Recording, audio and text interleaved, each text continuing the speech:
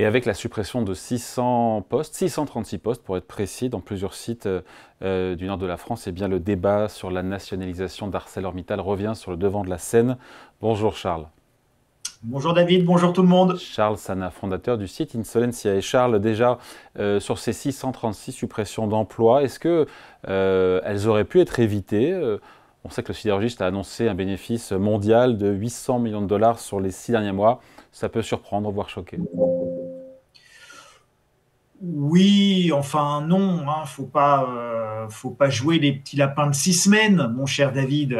On sait tous que le grand business, les grandes multinationales, elles ne raisonnent pas en fonction uniquement de leurs derniers résultats trimestriels, semestriels ou annuels.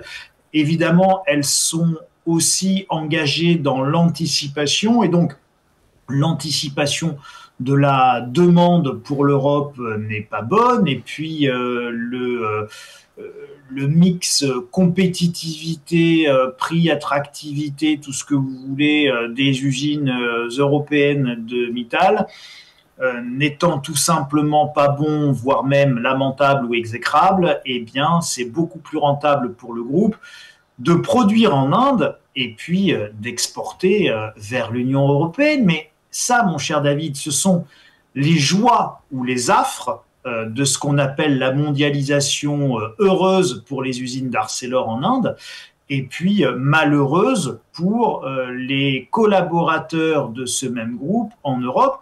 C'est tout simplement les délocalisations qui se poursuivent. Je trouve que c'est un débat extrêmement intéressant à avoir au moment même où ceux qui sont en train d'appeler à la nationalisation des usines Arcelor en France et en Europe sont en train de vomir leur bile sur la politique de Donald Trump qui est justement d'adresser, d'essayer de corriger les défauts de la mondialisation. Et ces défauts de la mondialisation, c'est notamment les délocalisations et la désindustrialisation de l'Amérique. Et ça commence par l'acier, David, qui est à la base de toute la production industrielle en aval, puisque, bon, à un moment donné, que ce soit pour du téléphone portable, des ordinateurs, des voitures, ou à un moment donné où on parle de réarmement des canons ou des chars, il faut de l'acier, il faut du fer, il faut des hauts fourneaux, il faut de la transformation, il faut des aciéries, il faut du métal. Donc, dans cette affaire, il y a aussi, au-delà de la question de la compétitivité de l'acier en Europe et en France, argument recevable à vous écouter, il y a un enjeu de souveraineté aussi dans cette affaire, parce que vous le dites, ArcelorMittal fournit des industries critiques, on parle de la défense, mais aussi de la tech, ou de l'automobile, ou l'énergie. Donc c'est pour ça qu'on parle possiblement d'une intervention de l'État. Oui, mais si on fait un tout petit peu d'histoire, David, moi qui ai plus de barbe blanche que vous, Moi, j'ai pas de barbe. Usinor Sassilor, c'est vieux comme l'industrie française. Et puis à un moment donné, nous avons eu une fusion, c'est en 2001, une fusion qui est faite en européen pour créer l'Airbus de l'acier, le projet commun autour des aciéries européennes. Et donc, on a la fusion d'Aceralia, qui est espagnole, d'Arbed, qui est belge, et puis d'Usinor, qui est Usinor Sassilor, qui était la fusion de plusieurs groupes en France. Bon. Et ça donne le leader mondial de l'acier. On est en 2001. En 2006, il y a une OPA de Mittal, et puis ça deviendra ArcelorMittal, Mittal l'Indien. Et puis cette OPA, elle est autorisée. La Commission européenne laisse faire. Et donc, nous vendons nos capacités industrielles. Donc, quand vous parlez d'enjeux de souveraineté, évidemment qu'il y a un enjeu de souveraineté.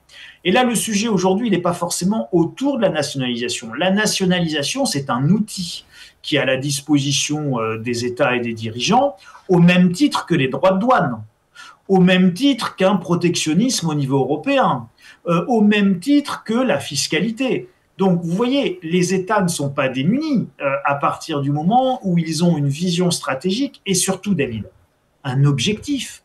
Qu'est-ce qu'on veut faire? Moi, vous savez, je suis plutôt pour un État non pas stratège, mais un État présent, qui assure la souveraineté et ses tâches régaliennes. Et donc, dans les tâches régaliennes, il y a la protection, la sécurité. Et donc, la sécurité, elle est évidemment militaire, mais elle est aussi industrielle, et elle est aussi la protection c'est ce qu'on appelle la protection intellectuelle, les brevets, etc. Donc, tout ça, si vous voulez, c'est protéiforme hein, quand on parle de souveraineté et de protection. Donc, un État qui assure réellement ses tâches régaliennes doit assurer la pérennité de son écosystème et de sa souveraineté économique et donc industrielle. Aujourd'hui, pourquoi maintenir de l'acier en Europe si c'est pour continuer à fermer toutes les usines, il n'y a plus de clients. Si c'est pour fermer toutes les usines qui produisent des voitures, pour importer des voitures électriques chinoises, au nom de la sainte écologie et de la sainte trinité énergie renouvelable, CO2, pas de pollution, transition net zéro, amen, prions mes frères. Bon, à partir de ce moment-là, fermons toutes nos usines de bagnoles. Et si nous fermons toutes nos usines de bagnoles pour importer de la bagnole chinoise, il ne faut pas s'étonner que nous fermions toutes nos aciéries, puisqu'il n'y aura plus de... Oui, mais aujourd'hui, on veut pas. Aujourd'hui, on veut continuer. On va continuer à produire des voitures en France et donc on a besoin d'acier. Ma question, c'est est-ce que l'État, c'est ce que réclame une bonne partie de la gauche, est-ce que l'État doit prendre les commandes du géant de l'acier afin de préserver l'emploi industriel sur le sol français? Le gouvernement nous dit que ce n'est pas la solution. Oui, mais le gouvernement a tort de l'exclure et ceux qui appellent à la nationalisation comme Alpha et Oméga ont tort également de le faire. C'est-à-dire que si on réfléchit encore un tout petit peu, et c'est ce que j'ai essayé de partager avec vous comme réflexion, vous devez comprendre, et nous devons tous comprendre, que ça s'inscrit dans une stratégie globale. Qu'est-ce qu'on veut faire ? Si on veut continuer à désindustrialiser l'Europe, il n'y a aucun intérêt à nationaliser un truc qu'on va devoir fermer. Bon, donc autant laisser ArcelorMittal fermer ses usines. Bon, si on veut réindustrialiser l'Europe, être souverain en termes de capacité de production d'acier pour alimenter tout un écosystème industriel qui va avoir besoin d'acier, nos voitures, avec des batteries électriques européennes, avec des usines européennes, avec des salariés européens. Et vous savez quoi, David? Avec de la fumée et du CO2 produits en Union européenne, ce qui va éloigner nos objectifs climatiques. Donc, pourra-t-on respecter les accords de Paris si on veut se réindustrialiser et continuer à faire de l'acier? Eh bien, ça va être compliqué. Donc, arrêtons de nous moquer de Donald Trump qui sort des accords de Paris parce que ça sera méchant, climato-sceptique. Ben non, mais parce que la réindustrialisation n'est pas forcément compatible avec ces objectifs-là. Ça ne veut pas dire qu'on ne peut pas faire mieux, qu'on ne peut pas faire autrement, qu'on ne peut pas essayer d'y aller. Mais en tout cas, ça sera forcément avec une démarche qui devra être changée. Donc, la nationalisation, David, c'est un outil, mais tout dépend ce que l'on en fait et dans quel cadre. Et encore une fois, si c'est pour continuer la désindustrialisation, la nationalisation n'a strictement aucun sens. Mais si ça s'inscrit dans un projet de réindustrialisation, de souveraineté européenne, de sécurisation de nos producteurs et de nos industries, ça peut avoir éventuellement un sens. Imaginons que la nationalisation aille jusqu'au bout. Une usine, quand elle n'est pas compétitive, quand elle est exposée à la concurrence étrangère, féroce, déloyale, on l'appelle comme on veut, qu'elle soit cette usine privée ou publique, il n'y a pas plus de raison qu'elle s'en sorte mieux parce qu'elle est privée ou publique. On peut même penser qu'elle s'en sentira moins bien quand elle sera publique.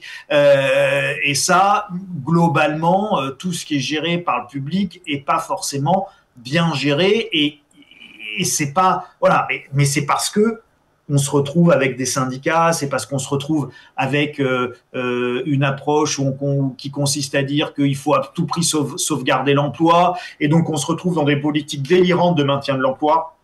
qui parfois sont absolument pas rentables. Donc le sujet, encore une fois, c'est pas de savoir si ça va être bien géré ou mal géré, c'est pas de savoir si ça va s'appliquer ou pas à la concurrence mondiale, etc. Évidemment, l'État fera pas mieux que le groupe Arcelor, a priori qu'ArcelorMittal.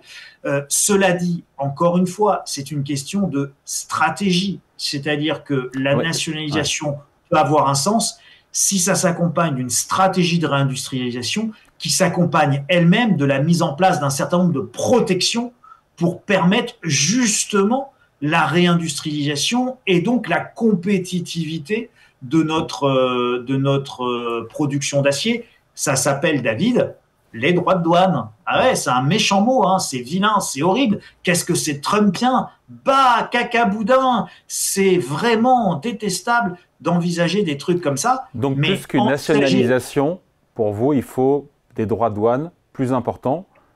Mais sinon, elle n'a pas de sens, David. Elle n'a pas de sens. C'est-à-dire que si vous nationalisez, c'est pour protéger. Si vous voulez protéger, vous avez besoin de protectionnisme. Et là, au moins, vous avez un cadre cohérent de réindustrialisation.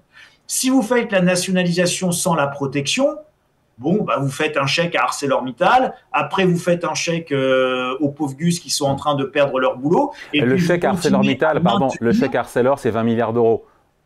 C'est pas non plus une broutille. Hein. Non, c'est pas non plus une broutille. Mais enfin, vous savez, David, là aussi, on a créé ces conditions-là. C'est-à-dire qu'on a laissé l'industrie européenne.